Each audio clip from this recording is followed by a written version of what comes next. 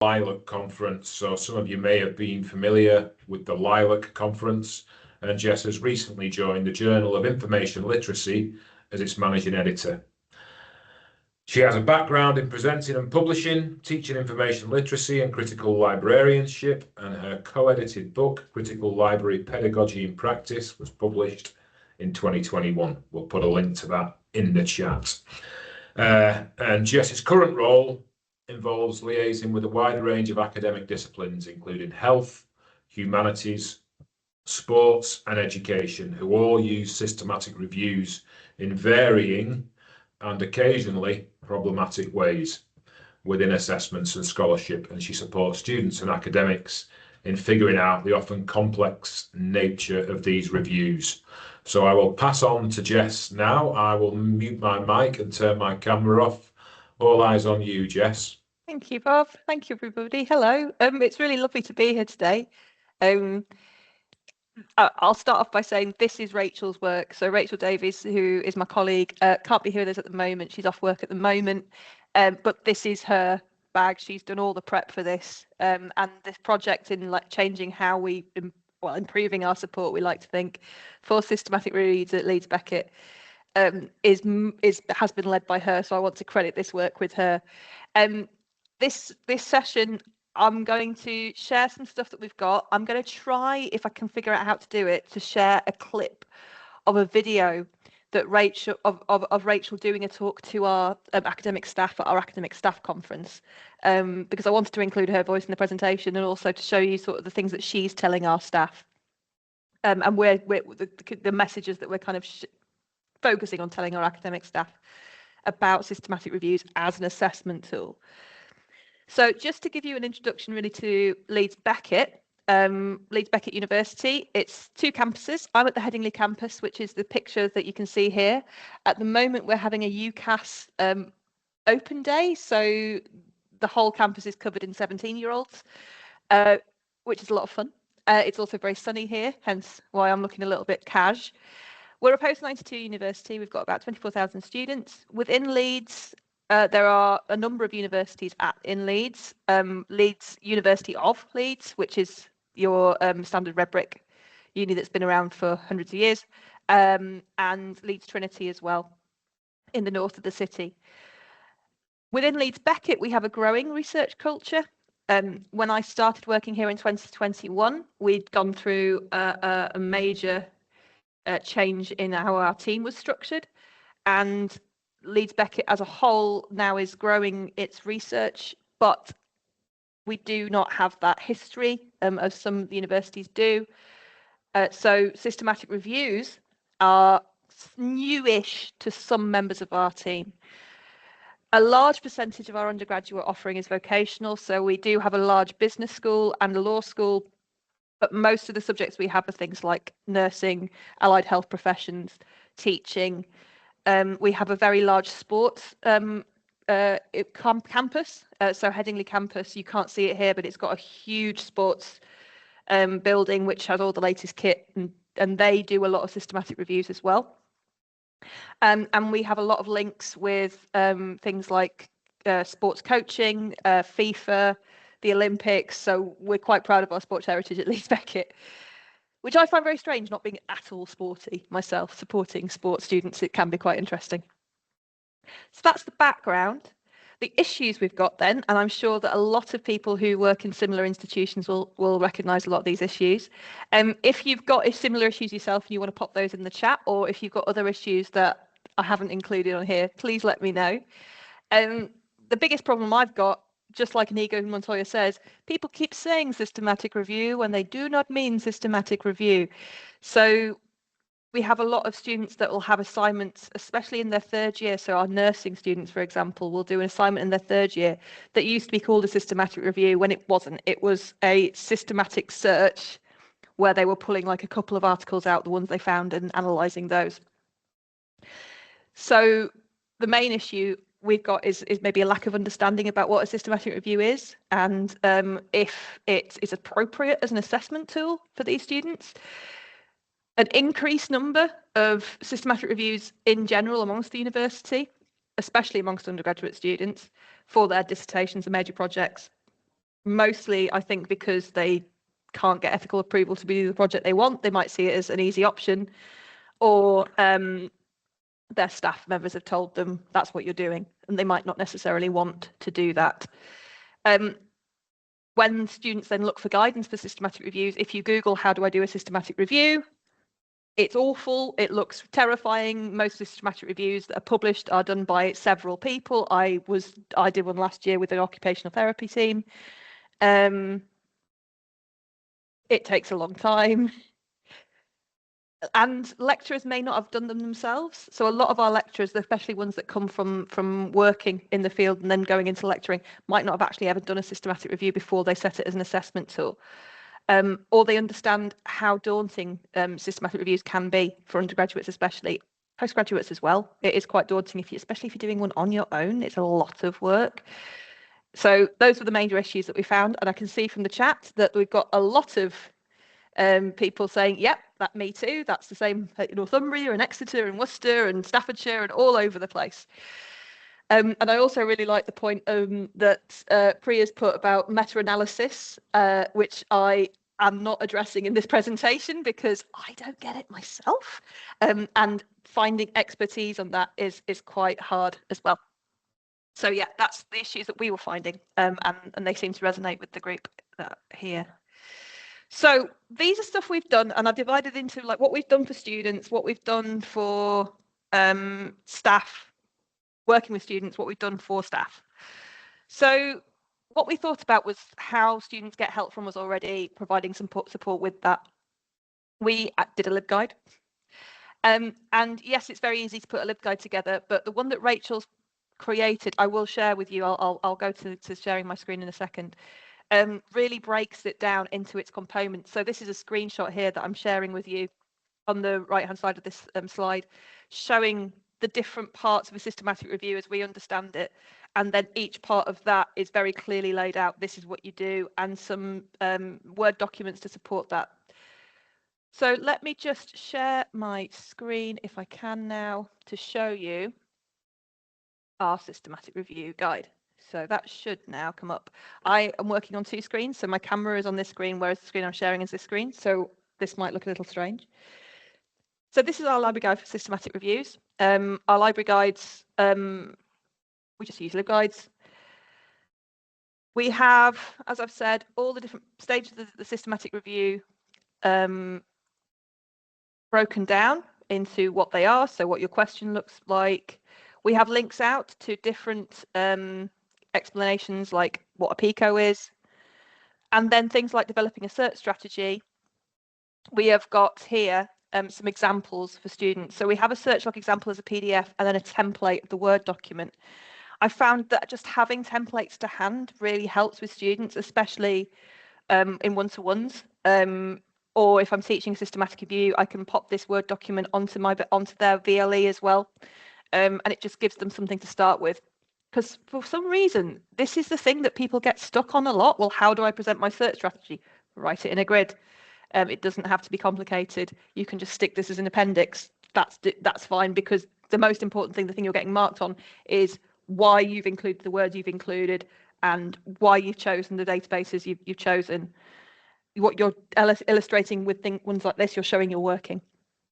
So this sort of thing just to have to hand, really useful, very simple, but it works. And we also have here links to things like, I think it's the examples of a systematic review. Finding decent examples to use in teaching can be quite tricky, especially because published ones are often a lot more complex than the ones that students at undergraduate level are developing. And with the critical appraisal, we've got the links to the usual CASP as well.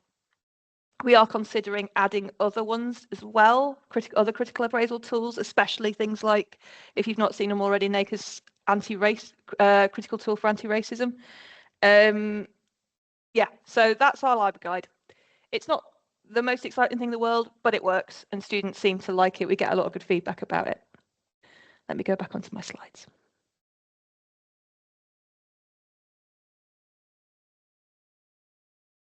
I wish there was a way on Teams where you could just go between the two things that you're sharing a lot more easily. So we also created a series of short videos that we could add to the modules within the VLE. So we use Blackboard. We're going to Blackboard Ultra. If anybody has gone on to Blackboard Ultra and has any top tips, please feel free to put that in the chat. And these short videos go along exactly the same lines as the library guide, so it's all very much structured in the same sort of way. These are broken down into its components, and this is how you do each step. And both of these materials include links to the different templates and Prisma flowcharts. Prisma is the thing that I find quite a lot of people get confused by. I like to describe it as, do you remember the little flowcharts that you had to fill in from Marie Claire magazine, where you had to figure out what kind of hat suited you best by choosing yes or no questions and then getting to the bottom? If you think of a Prisma flowchart as starting from the beginning, how do you get to the end point, getting rid of things on the way down? Yeah, so I found that the new Prisma flowchart templates, where they fill in the things for you, actually don't help our students because they're not doing stuff with that complexity.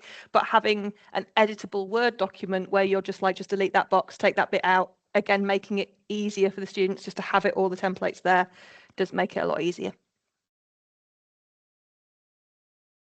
Okay. So we started offering more specific systematic review workshops to our teaching offer. So before last year, we were getting teaching sessions for our normal finding your information sessions. But when we got there, they were like, actually, we want you to talk about systematic reviews, or we will be having requests for systematic reviews. So we thought, well, we'll create a bespoke workshop for that. So how it works at Leeds Beckett, academic staff book us in for in-curriculum sessions. These sessions are often embedded within their curriculum, so they'll have them planned throughout the year, like they know every year that they'll have a library session at this time. And this is especially with courses, as I said, like nursing. The level 6 course, nursing course, does do what is now a systematic search. So we have those workshops regularly. So we designed this workshop. Again, it's done in the same principles, laying it out. And this here is the learning objects for that session. And we had 4 bookings for this last year, but not a lot of people knew about it. So we had a lot more people still booking the normal sessions and then going, oh, can you talk about systematic reviews with this? What we did find was a lot more one-to-ones about systematic reviews. So what we're planning to do this year is find the students that do the one-to-ones, come to us with the one-to-ones. We're going to approach those subjects and say, if you're doing this as a dissertation, could we come and do a session on this as a methodology before the students have even chosen what to do? So rather than having the students when they're struggling, we're actually going at the start of their dissertation process when they're learning about different methodologies to talk about systematic reviews then, because it might put some of them off. But it might also excite some of them and go, actually, this is something that I'm really interested in. And I like desk-based research. I don't want to do some research using qualitative or quantitative methodologies. I want to do something different. So that's the plan for next year. Oh, let me go back. So providing training for staff then. We needed to talk to staff about the assessments, but we also needed to make the staff that worked in the library comfortable in how they supported systematic reviews.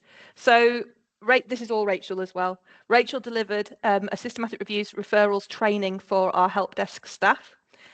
So she designed a training session to explain to staff the different terminologies that students might use, because they'll come to the desk and they won't use the phrase systematic review. They'll be like, I have to do a systematic search, or I have to use this database, and I have to use Boolean, and I have to use Prisma, but they don't know, they haven't joined all those words together.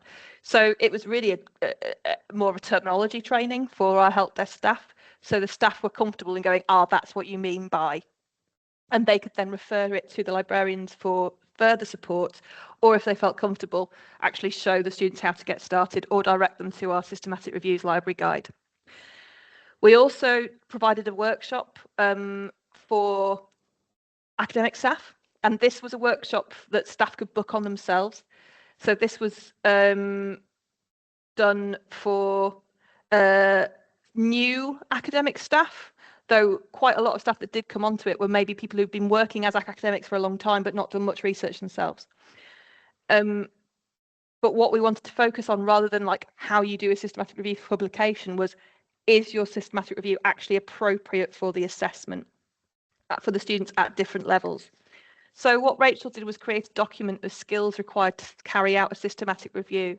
Now, unfortunately, because it's on Rachel's account, I can't share this document with you. But what I'm planning to do, Bob, at the end, is, if it's all right with you, I'll get your email and I'll share it with you, and then you can cascade it out to anybody who's signed up for this call. Perfect. So let me share that with you now so you can see it, because I think it's a good idea, and it actually made a lot of people. Thank you as well to the person who's put the recommendations for how to share your screen whilst you're doing your Teams chat. That's very helpful. I will look at that properly in a second, because I think quite a lot of academic staff do not get how many things you need to be able to know in order to do a systematic review. And the problem with that is, if you haven't taught somebody how to do it, then really, is it ethical to assess them on it? If you should only assess people on the competencies that you're teaching them, because otherwise it's not really fair or equitable. So when we go to staff and go, okay, so you've set them in a systematic review, or you've agreed that they can do a systematic review for the dissertation, have you gone through each of these things and made sure that's addressed in your methodologies or research methods classes? So have you talked about mesh terms and what they mean, if that's appropriate? Have you talked about how to register a search protocol if it's a postgraduate dissertation, and who they might be looking to publish it? You never know. Is that actually even suitable? But that's the sort of things that students will see and think, oh gosh, I haven't done this yet. If they're undergraduate students and they see systematic reviews and they're going on the Prisma website and it talks about registering your search with Prospero, they don't know what that means, or Cochrane or whatever. They don't know what that means, and that confuses them and makes them more stressed. So it's like getting lecturers to recognise that that is a source of stress for students. Looking at things like reference management, we are currently transitioning from supporting mostly EndNote to Zotero because it's free or substantially cheaper. But we don't teach that to our undergraduates as standard.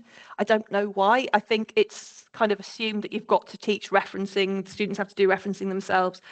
These days, it makes so much more sense to do it in Zotero and give them a tool to do it early, because otherwise they're just going to make it up or get some awful plagiarism robot to do it for them. So what I would say is, why can't we just teach them to use a reference management tool early and have it as part of their regular, this is how I study, or at least give them the option of doing that.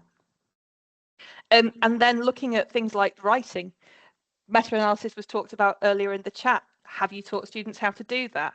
Have you taught students how to critically appraise an article and to know what is good science and what isn't? Rather than just saying, oh, use the CASP tools, have you actually sat them down and gone through a CASP checklist and explained what all of these different parts are? And these are all things you need to do before you can do this as an assessment. And then I wanted to share with you a bit of the video that Rachel, of the presentation that Rachel did. So let me just go on my settings and just make sure that I've got audio settings.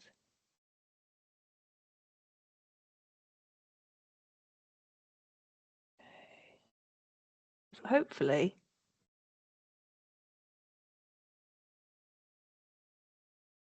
Can people hear that? If I've just played a little bit. Can people hear that? Jess, is that something? Yeah. If you stop sharing your screen and share again, there's a little toggle that says include system audio, and then we'll be able to hear it. Screen. Stop sharing. Share. Include sound. Thank you very much. Okay, because I thought that this was probably better than me waffling on. Just listen to Rachel talk. And this is the presentation that Rachel gave at our all staff conference. So this isn't the workshop she did. This is the all staff conference where Rachel did a presentation on this as an assessment method. It's not just here at Leeds Beckett. So the impact of the pandemic was obviously a huge factor, because a lot of students had originally planned to do maybe a more sort of primary research project, they might have wanted to go out and like talk to people, interview people, do field work, that sort of thing. But when we were all in lockdown, it wasn't possible. So a lot of people had to do a sort of frantic last-minute pivot to doing systematic reviews instead, just for the simple reason that you can do a systematic review at home by yourself with your laptop. There's no human participants involved. So it definitely made sense at that particular point in time. Having said that, the demand doesn't really seem to have dropped off that much now that we're out of lockdown and back on campus. So we do feel like it's, it's increasing in popularity generally. The other thing about systematic reviews in terms of their popularity is that ethical approval is very straightforward because there's no humans involved, it's just database searching. So another thing that we quite often see is students who maybe haven't got their ethics approval for their dissertation to go through, so they've ended up doing a systematic review instead. The trouble we sometimes see with that is those are quite often students who are maybe struggling a little bit anyway, and to then ask them to do a systematic review instead, I think people don't always realise what a big ask that is, especially for students who are maybe having a hard time already. I've sometimes heard the phrase or I've heard people say the sentence, systematic reviews are the easy option. And when I hear that, I just kind of put my head in my hands. I can see people shaking your heads in the audience and stuff. On paper, I understand why it might look a lot more straightforward, but in reality, it's not. There's a lot more involved than you might think. And we're also seeing systematic reviews branching out into different subject areas. So traditionally, they've been a thing in healthcare for a really long time. That's where they originated, in healthcare and medicine. Also a little bit in psychology and sport. But more recently, we've had demand for systematic review support in areas like business and law, which are kind of a bit less traditional. And again, there's huge differences in how all of those different subjects approach systematic reviews. It's going to be a really different methodology, different use of databases, different outcomes and different goals. So that's something else that we're trying to get our heads around as well. Okay, some common issues then that we have. I mentioned this confusion over terminology. So a lot of the time when, especially undergrad students or postgrad students are doing a systematic review, it's a modified version of a systematic review, which is appropriate for their level. And that's great, that's what we want. It makes sense because one level 6 student isn't going to be doing the same level of project as a team of 6 doctors. That makes total sense. But the problem is that it's not always explained to students that what they're doing is a modified version of the stuff that they will find online, published. So they might think, I've been told to do a systematic review, but when I Google how do I do a systematic review, I'm getting loads of terrifying, very high level information. It doesn't match up with what I've been told to do. So that leads into my second point about how most online guidance about systematic reviews is pitched at a really high level. So it's aimed at PhD students, academics, medical researchers, librarians, and that can be terrifying for your average student if they go off and Google it and sort of suddenly realise, it's, I actually got the people at my CLT workshop on Tuesday to go off and Google how do I do a systematic review, and one of them said that on the first page of results they got an entry saying systematic review should never be undertaken by one person. So you think, if an undergrad student is doing it by themselves, immediately they're going to think, oh, well, why have I been asked to do this then? Which is a totally valid question. So published systematic reviews will often be a team of 6 or 8 people, maybe all working together. So it is a lot to ask of one person. And lecturers might not always realise how many individual skills are required to do a systematic review, which I think is mostly because you probably have those skills already and you're kind of maybe taking them for granted how long it takes to pick them up. If you're an experienced researcher, you know all the databases in your field, you know how to do searching, you know how to use EndNote or other reference managers. There's loads of different things. I've got a document which I actually meant to link to, but I think I've forgotten to put it on the slides. But it's a list of all the skills that a student would need to do a systematic review. And it's 2 sides of A4. And it's broken down into what's appropriate for each level. So I'm happy to share that afterwards with anyone that wants to see it. But it's when you actually see written down what we're actually asking them to do, it is a lot. And I'm not saying we shouldn't push students to be able to achieve that. It's more how are they going to get those skills, especially if they haven't been taught them, at any point before they suddenly have to do it for a dissertation when the stakes feel really high. So those are some common issues. Things I would suggest maybe asking yourself if you're either setting a systematic review as an assessment or thinking about doing it in the future. First of all, think about why you want the assessment to be a systematic review. What's the kind of, what's the goal? What do you want students to get out of it? What do you want them to learn? Think about your terminology, and is it really a systematic review? And if it's not, could you maybe call it something else? Maybe call it like an advanced lit review, an in-depth research project, something like that. Or even if you want to keep the systematic review terminology, just explain to students exactly what you're asking them to do. Think about whether there are existing systematic reviews in the subject area, and if not, is it fair to ask your students to be guinea pigs? Think about whether a systematic review is appropriate for the student's level of study. So this is going back to what we were saying about, published systematic reviews are a very, very advanced thing. So how are you going to modify it so that it's doable by a level 6 student or level 7? Think about what skills the student need to actually do the systematic review and how are they going to develop these skills. And also what marking criteria you're going to use and how this might differ from the criteria for non-systematic review assessments. I just want to acknowledge as well that it's a bit of a sort of weird situation for me to be bringing this up because I don't have any involvement in assessment design or marking criteria. I can see where students are struggling with these things when they come and see me, but I don't have any input into the process itself. So basically, if you are thinking about, changing the assessment for a module or thinking about the marking criteria, by all means come and talk to me about it. I'm happy to give you a sort of, professional opinion, but I don't have any kind of overall say in it. So it's going to be a collaboration, if you like, if you do want to get any advice on that. A couple of recommendations. So we recommend being really clear with your terminology, especially the whole systematic review versus lit review thing, to spell out exactly what students are expected to do and how they'll be assessed, so they know what's expected of them. Provide support with choosing an appropriate topic. This is a huge thing, actually, choosing a topic, because a lot of the time you don't realise how doable a topic is until you start doing searches.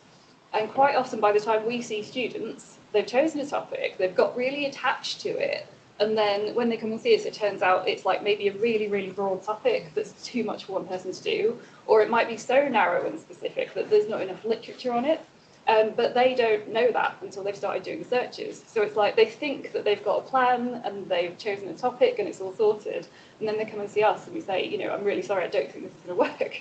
And then they have to go back to their supervisor, get a new topic approved, all of that. And it's like, it's very demoralising for them because they feel that they've done something wrong and they haven't. It's a very natural part of the process. But where we as librarians would love to have more involvement is in supporting students as early in the process as possible to figure out if their topic is doable and how they might need to modify it. I would also suggest, if you can, making sure that any links and resources you provide for your students are level appropriate. So again, sort of maybe avoid linking to those sort of terrifying NHS articles on how to do a systematic review, which are aimed at, really kind of high-level researchers. Try and we have got some really good stuff on the library website, which I'll sort of highlight in a second. But also think about providing in-class instruction and support. So we see loads of students for one-to-ones about this, but also sometimes it might be a better use of our time to actually come in. If you've got students on a module who are doing this, it might make more sense for us to come in and do a workshop with them. They can still have a one-to-one after that if they want to, but it might be we can kind of reach more people in a shorter space of time by actually coming in and talking to them at that first point of contact. So by all means, get in touch with us if you do want more support with that. So I'm going to pause that video there. So that's Rachel. She's fabulous. So this is the stuff that we can and can't help with. And I think that that's really helped try and get the staff to realise that we don't actually have that much power. So the amount of staff, I don't know if people at similar institutions find this, who email the library asking if they can do something for an assessment. And it's like, you're an academic. Like, it's your job. It's not my job. I don't know. Can you? Do you have validation? Like, how does this work? So yes, we cannot choose if your students can do this for a dissertation. You need to make the decision on that. We do not tell you how many search results you're supposed to need to have, and we can't do the searches for you. But we can support you in things like reference management, narrowing down your topics, just having a conversation. Sometimes most students just want to have a conversation with somebody about it, especially as lecturers' times are tight, and often dissertation students especially don't have the as frequent access to their supervisors as they would like to have. So that's Rachel. We found that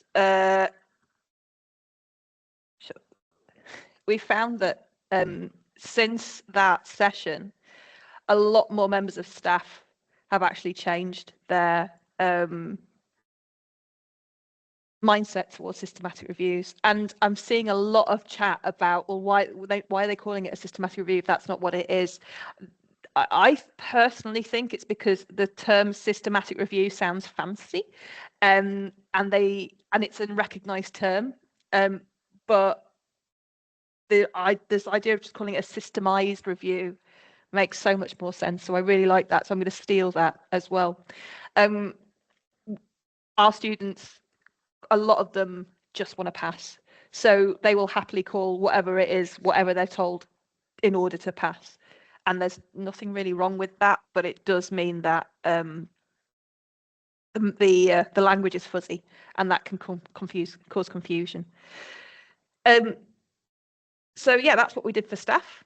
And then we had the joy of having an increase in research outputs, leading to more staff wanting support with systematic reviews they were completing, either as part of a postgraduate research or as part of a externally funded research project. And the issue we had with this in the library is that quite a lot of them were wanting us to, because we're not a massive library, we're post-92, 24,000 student population. Our libraries resources are catered mostly to undergraduates. So we had a lot of staff coming at us with 40 interlibrary loan requests on one day and going, go find that. This caused our team a lot of stress, especially because we now have an excellent copyright expert working in the library.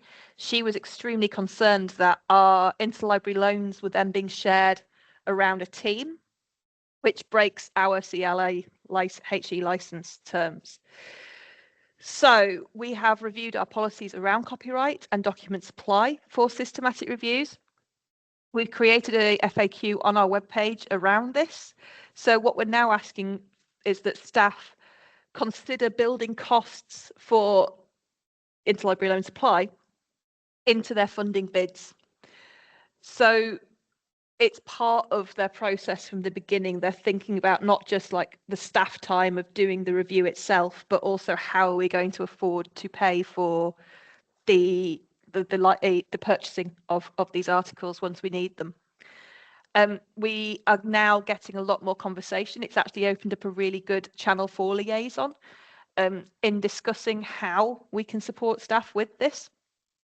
And also how we can support staff in learning a little bit more about our searches and our resources as well.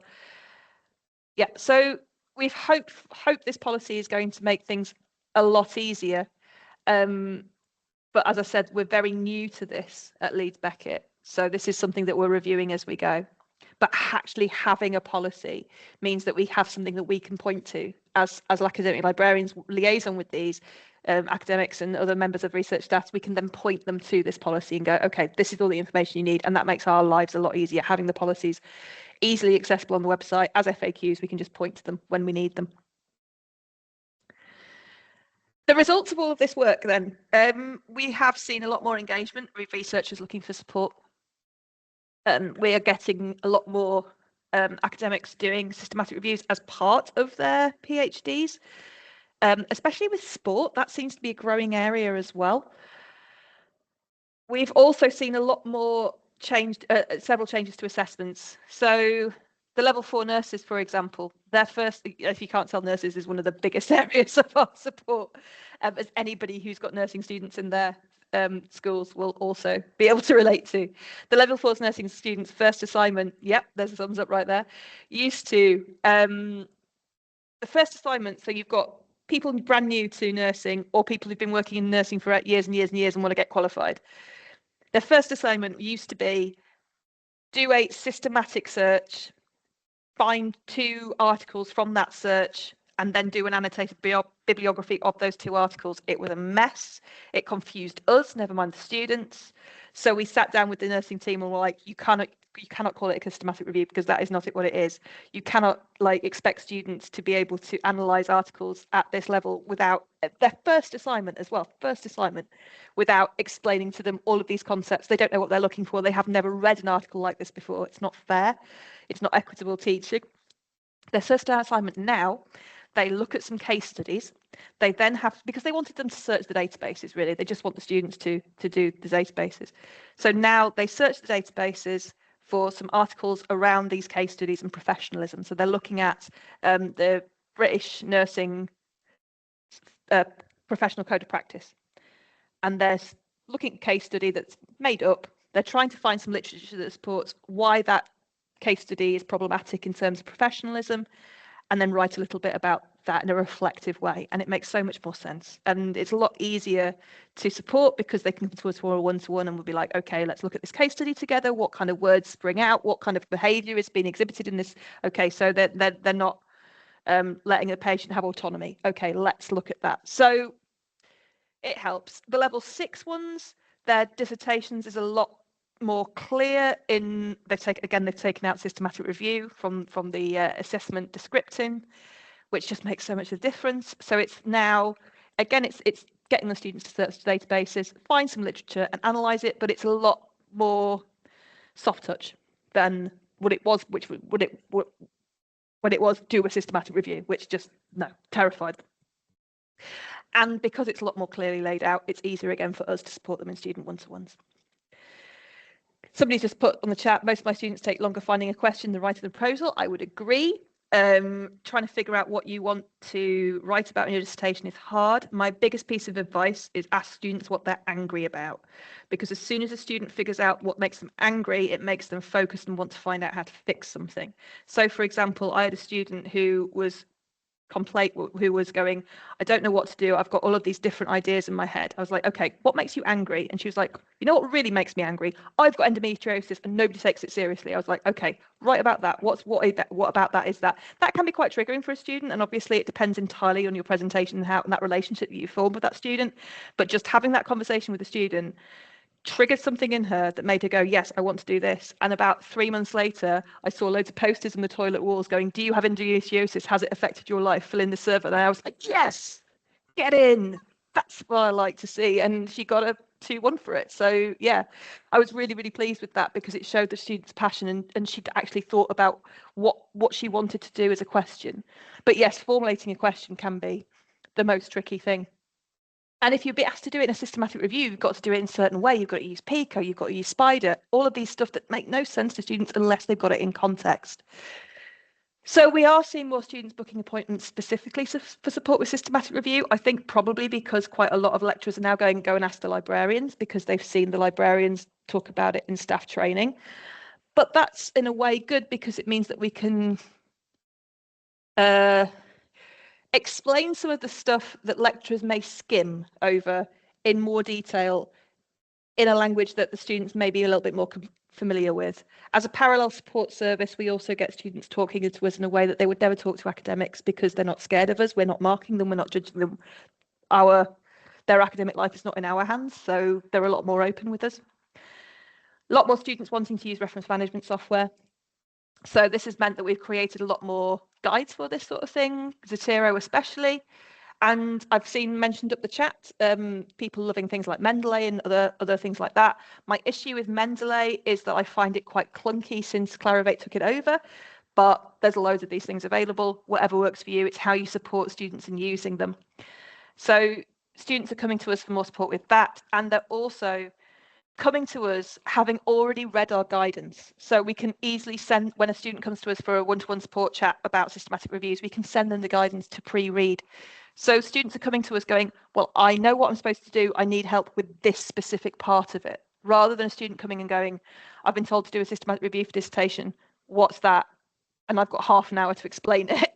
They're going, I'm doing a systematic review. I've got my search strategy. I'm a little bit concerned about Prisma. Could you explain that to me? It makes that one-to-one a lot easier to navigate. This then has led to, I think, more understanding that undergraduate dissertations is not the time really to do a systematic review. And I think that more and more are changing their assessments to be more, as we said up the chat, more systemized reviews, if you like to call them, or rapid reviews, scoping reviews. So we will see what the next year brings. Whilst I put my email up here, if anybody's got any questions they want to email me privately, I'm happy to do that. As I've said, it is mostly Rachel's work. She's done a lot of the work on this. But I'm just going to go up the chat now and seeing what people have asked about. There's been some really good links put in the chat as well, and some words I've never heard of. So thank you for sharing that with me. And I understand that on this call, there's a lot of people working at institutions that will do a lot more of this stuff than we do. We are, as I said, very new.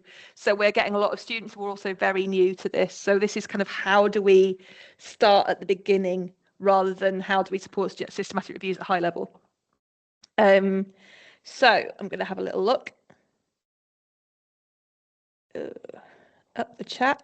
Bob, if anything's stuck out for you. That was the first one I picked out, Jess, that I thought could be interesting, because a lot of, as usual, the chat is on overload and overdrive in the SR conversations, people engaging with it a lot. But I saw a question from Ruth. I struggle to keep on top of the expectations of students at different levels on different courses, for example. Is there an expectation that they incorporate subject terms as well as keywords? Yeah, I mean, it just depends, doesn't it? Yeah. I think it very much depends on if the lecturer has heard of subject terms as opposed to keywords as well. I think it depends, as you say, on the level and the subject. So a level 4 nursing, so a first year nurse is very, very different to a first year biomedical science student. And I'm not disparaging either of those students by saying that it's very different course with very different skill sets. But our biomedical science students, for example, may be expected to use mesh headings, for example.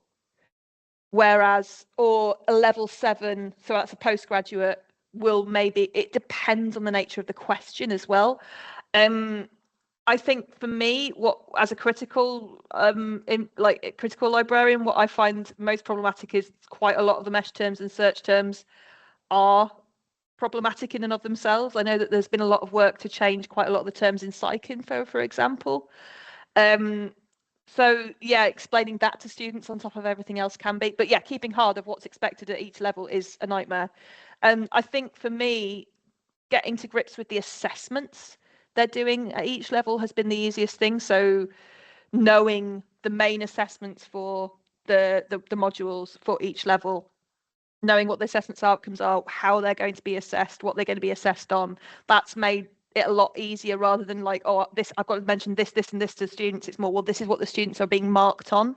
So then you can differentiate within the individual student when you meet them as to what kind of where they're up to in their journey. But yes, it's a nightmare. Stephen added to the lexicon, and he uses the phrase semi-systematic review, which had a lot of applause in the chat. I like that as well. I've just seen somebody as well saying helping students with critical reading the case studies article strikes me as academic and discipline support rather than library support. There's a lot of my life that strikes me as academic and discipline support rather than library support. The more I do this job, the more I think I am doing a lot. I'm basically a dissertation supervisor for quite a lot of these students now. So yes, you are not wrong. But that's the way of the world now. You are asked, if students in front of you and asking them to explain CASP or how to read an article, I can refer them to another person and they can do it. But part of my job is to support the students that's there with me now. So yes, you are right. It is academic skills support, but the way that we're working now, it's all kind of mushed together anyway. I'm basically an academic skills tutor as well, I think, for some of the appointments I get. But yeah, completely take your point. Another thing I noted, Mark had shared a DOI to an article on, where's the title gone again? That caught my eye. Review article, meeting the review family, exploring review types and associated information retrieval tech requirements. So that's a link in the chat somewhere. And a lot of talk about reference management software, Zotero, Mendeley, RefWorks, EndNote. I imagine if we did a straw poll, EndNote would be the most used, but maybe I'm just making assertions where I shouldn't. Everyone has the favorite sort of reference management system. I'm just looking through for other questions that I've weren't. seen something saying, should the aim for social science systematic reviews not be to be done at the same level of requirement as for medical sciences? From Elena, I think that's how you pronounce the name. Sorry if I mispronounced your name there.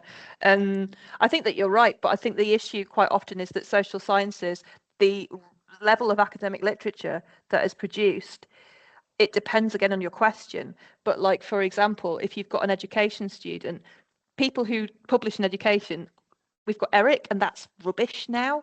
There isn't the same infrastructure around searching for within the social sciences as there is within STEM and medical sciences, which is very frustrating because you can't do a systematic review on Google Scholar. You can't do a systematic review really on even Directory of Open Access Journals, because it's not got the same search limitations. It's not the same. It doesn't work the same.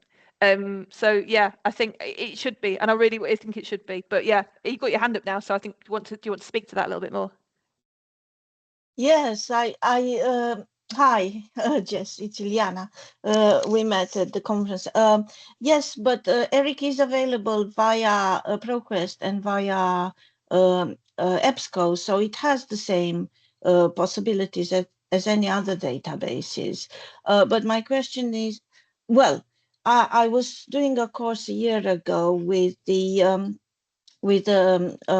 very, very good institute, if you like, and it's meant for librarians who work in non-medical systematic review support, so for social sciences, and it was very eye-opening, really good. And basically I was saying there, because of the fact that, so well, in the past, if you like, a lot of the social sciences research has not been as, how shall I put it, as thorough maybe, or as good as medical research.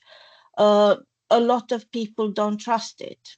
And when it comes to systematic reviews, again, you can't always trust a lot of the systematic reviews that are done in social sciences. If you just look at the quality of the searches they've done in the past, people, and even nowadays, if they haven't involved a librarian, the quality of searches is fairly poor from what I've seen. And I think people over there agree with that. And that's why I think they've started this Institute for Evidence Synthesis, it's called, to train other librarians working in non-medical sciences. And I think it is possible to aim to be at the same level with medical sciences, although I understand there are differences, of course, in some things. Thank you for that. I'll look that up. Did you say it was the Institute for Research Synthesis? No, it's the Institute for Evidence Synthesis. You can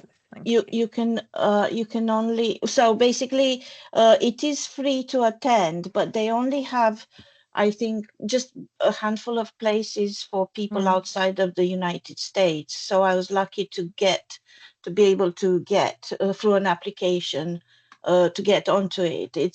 I highly recommend it. It's one of the best courses I've ever attended.